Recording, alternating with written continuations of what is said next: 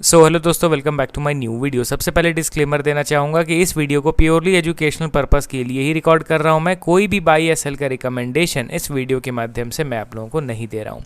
आज इस वीडियो में टोटल 3 स्टॉक्स के रिगार्डिंग हम लोग बात करेंगे एंड इन तीनों स्टॉक्स का नाम ऑलरेडी आप लोगों ने थंबनेल में देख लिया होगा। अब देखिए, अभी जब मैं ये वीडियो रिकॉर्ड कर रहा हूँ ना, दोपहर के 2:30 बज रहे हैं, तो इसलिए स्टॉक्स के क्लोजिंग प्राइसेस थोड़े से डिफर हो सकते हैं। पहला स्टॉक हमारे लिस्ट में आपके सामने है Prince pipes and fittings limited, क्योंकि इस स्टॉक में थोड़ा सा डिफरेंट प्राइस बिहेवियर हम ऑब्जर्व कर पा रहे हैं, तो इस स्टॉक को कवर करना ज़रूरी है। करंटली देखा जाए तो 2.8% के माइनर तेज़ी के साथ ये स्टॉक 262 के लेवल पे करंटली ट्रेड कर रहा है। यहाँ पे आप ध्यान दो तो क्या इनके रिजल्ट्स बेहतर हुए हैं? बिल्कुल भी नहीं। रिजल्ट्स इनके अभी भी खराब ही आ रहे हैं एंड यही मेन रीज़न है कि इतना ज़्यादा गिरने के बावजूद इनका वैल्यूएशन सस्ता नहीं हुआ है। वाई? बिकॉज करंटली इनके जो अर्निंग्स है वो ऑल टाइम लो पे चल रहे हैं। इनफैक्ट कभी कभी तो कंपनी नेट लॉस दर्ज कर दे रही है, प्रॉफिट भी नहीं जनरेट कर पा रही है। बट मुझसे अगर आप पर्सनली पूछोगे तो मुझे जहाँ तक लगता है कि ये शॉर्ट टर्म का अनसर्टेनिटी है। In the long run company अच्छा परफॉर्म करने का पोटेंशियल रखती है, क्योंकि इनका बिजनेस मॉडल तगड़ा है, इनका ब्रांड वैल्यू अच्छा खासा है। तो ऐसा नहीं है कि इनका ब्रांड एकदम ख़त्म हो जाएगा। ये मेरा पर्सनल एक्सपेक्टेशन है, ज़रूरी नहीं कि सारे लोग यही एक्सपेक्ट करके चलेंगे। इनके इन्वेस्टर के सेक्शन पे भी आप नज़र डालोगे तो आपको पता चलेगा कि एज सच कोई ज़्यादा बड़ा पार्टिसिपेशन बड़े प्लेयर्स के द्वारा नहीं हो रहा है। जैसे कि हम लोगों ने देखा है ना कि जो स्टॉक बहुत ज़्यादा नीचे गिर चुके रहते हैं despite publishing bad quarterly results, market में जो बड़े प्लेयर्स रहते हैं, स्पेशली एफआईज हो गए या फिर डीआईज हो गए, वो लोग स्टॉक में बाइंग करना स्टार्ट करते हैं। तो वैसा कुछ सिनेरियो प्रिंस पाइप के स्टॉक में तो नहीं दिख रहा है। ये लोग एग्रेसिवली बाइंग तो नहीं कर रहे हैं, ये चीज़ क्लियर कट इनके शेयर होल्डिंग पैटर्न पे दिख रहा है। प्लस टेक्निकल वाइज अगर इनके चार्ट को आप देखोगे तो पता चलेगा कि यहाँ पे कुछ तो वियर्ड बिहेवियर हम लोग को मिल रहा है देखने को। सबसे पहले आप यहाँ पे इसके ओवरव्यू को देखो। ऑल टाइम हाई के आसपास यहाँ पे कंसोलिडेट किया स्टॉक ने, फाइनली इस सपोर्ट का ब्रेकडाउन हुआ, फर्दर कंटिन्यूअस फॉल देखने को मिला। ठीक है, एक अच्छा खासा करेक्शन हुआ, फिर first time after continuous fall first time इस पर्टिकुलर लेवल 238 के लेवल से स्टॉक में बाइंग हुआ। एंड आपको तो पता है कि फर्स्ट बार जब बाइंग होता है तो हम लोग अक्सर उसको इग्नोर करते हैं, क्योंकि फर्स्ट बाइंग में स्टॉक अपने ट्रेंड को नहीं बदल पाता है, सेकंड बाइंग में ज़रूर बदल देता है।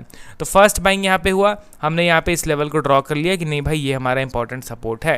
फिर धीरे धीरे करके खिसकता हुआ ये नीचे गिर के वापस से उसी सपोर्ट लेवल पे आ गया। समझ रहे हो ना, जिस सपोर्ट लेवल से यानी जिस लेवल से बाइंग स्टार्ट हुआ उसी लेवल पे दोबारा आ गया। अब देखना रहेगा कि यहाँ से सेकेंड बाइंग होता है या फिर इस लेवल को ये ब्रेक डाउन कर देता है।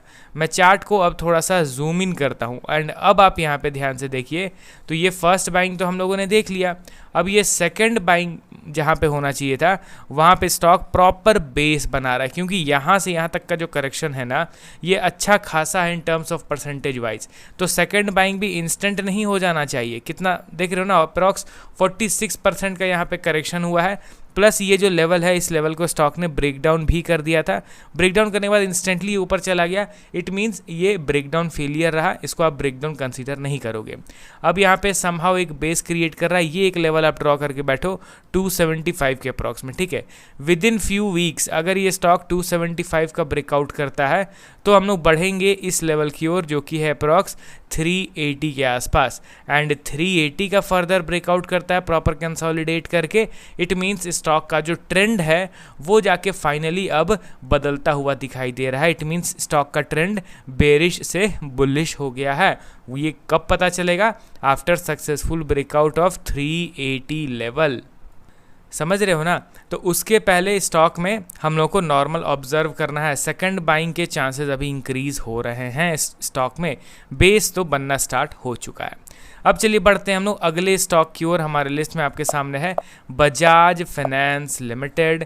करंटली अगर देखा जाए तो इस स्टॉक में भी डिसेंट बाइंग हो रहा है from there lower level. Currently 1.1% के तेज़ी के साथ 919 के लेवल पे ये अवेलेबल है। इसके वैल्यूएशन के चार्ट को देखा जाए क्वाइट इम्प्रेसिव, लगातार एकदम इनके अर्निंग्स बढ़ते ही चले जा रहे हैं एंड इसी के चलते इनका पी रेशियो 110 से गिर के डायरेक्टली 30 पे आ गया। 30 से भी नीचे गिर गया था किसी टाइम पे।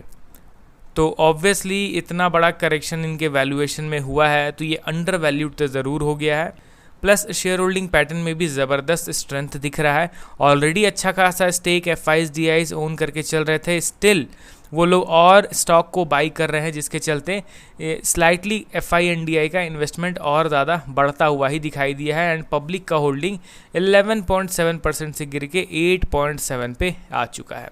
अब टेक्निकली अगर देखोगे तो देखिए फंडामेंटली तो स्टॉक स्ट्रांग है ही, इसमें कोई दो राय नहीं है, बट ये टेक्निकली भी अब स्ट्रांग बनता हुआ दिखाई दे रहा है। यहाँ पे आप ध्यान से देखो तो ये एक इम्पॉर्टेंट कंसोलिडेशन जोन है, जिस कंसोलिडेशन जोन में फ्रॉम 2021 इटसेल्फ स्टॉक कंसोलिडेट कर रहा था, ठीक है। एंड 2025 में फाइनली इसने ब्रेकआउट दिया। ब्रेकआउट देने के बाद ये नीचे गिरना स्टार्ट किया। अभी रिसेंटली जो करेक्शन स्टार्ट हुआ ना, तो ये स्टॉक में भी बड़ा करेक्शन हो रहा था, पैनिक वे में स्टॉक नीचे गिर रहा था। एंड ये जो ब्रेकआउट का लेवल है ना, उसी ब्रेकआउट के लेवल पे इंस्टेंटली टच करके ये शॉर्ट अप कर गया। अभी इसके आप रिसेंट बिहेवियर को देखो तो आपको पता चलेगा कि ये कंसोलिडेशन जोन का ब्रेकआउट का लेवल था, उसी ब्रेकआउट के लेवल को टच करके इंस्टेंटली स्टॉक में शार्प बाइंग मिला। इट मीन्स क्या है कि ये अभी नीचे तो गिरने वाला है नहीं, एंड इनफैक्ट एक प्रॉपर रीटेस्ट भी हो चुका है आफ्टर सक्सेसफुल ब्रेकआउट। तो टेक्निकली अगर देखा जाए तो बजाज फाइनेंस अभी ज़बरदस्त स्ट्रॉन्ग पैटर्न बना के ऊपर की ओर मूव करने का पोटेंशियल रखता है। अब बढ़ते हैं अगले और लास्ट स्टॉक की ओर। हमारे लिस्ट में आपके सामने है KPIT टेक्नोलॉजीज लिमिटेड। करेंटली 740 के लेवल पे अवेलेबल है विथ 1.1% डाउनफॉल। एंड इसके भी आप अगर फंडामेंटल्स में देखोगे तो कोई मेजर चेंज नहीं है। ऐसा नहीं है कि कंपनी के बिजनेस में कुछ गड़बड़ी आ गई जिसके चलते स्टॉक नीचे गिर रहा है, नहीं।